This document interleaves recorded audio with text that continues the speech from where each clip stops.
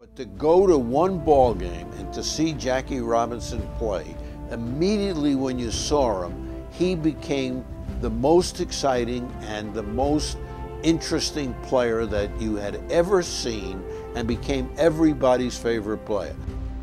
Every baseball fan knows the story of Jack Roosevelt Robinson, a man who represented a significant shift in the American paradigm.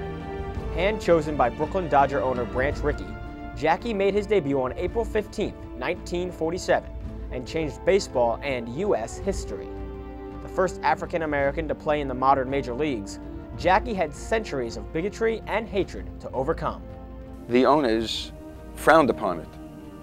There was an unwritten rule that, no black players.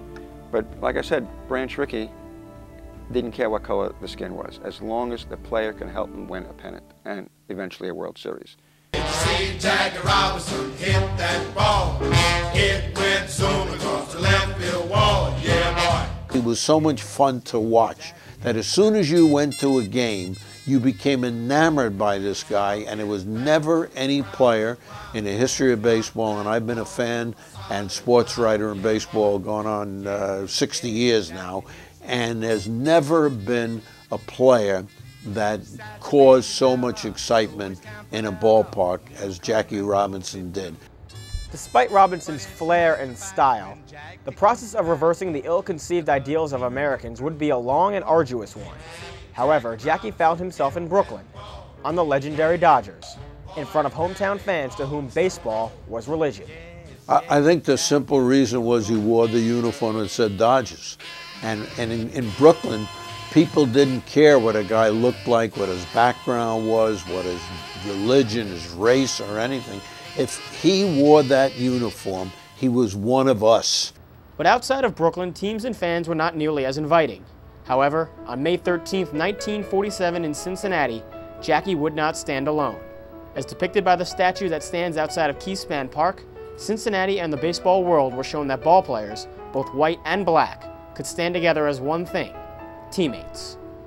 The stands in Cincinnati began to yell, the Reds began to yell, and just violent abuse. Reese, at shortstop, raised his hand, stopped the infield practice, walked across the infield, did not say a word, put his arm around Jackie Robinson and stood there and gazed at the hate, the seas of hate, and he shamed them into silence.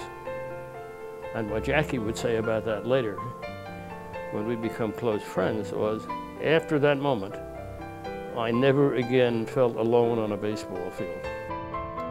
Robinson would go on to a Hall of Fame career, winning Rookie of the Year in 1947 and the National League Most Valuable Player Award in 1949.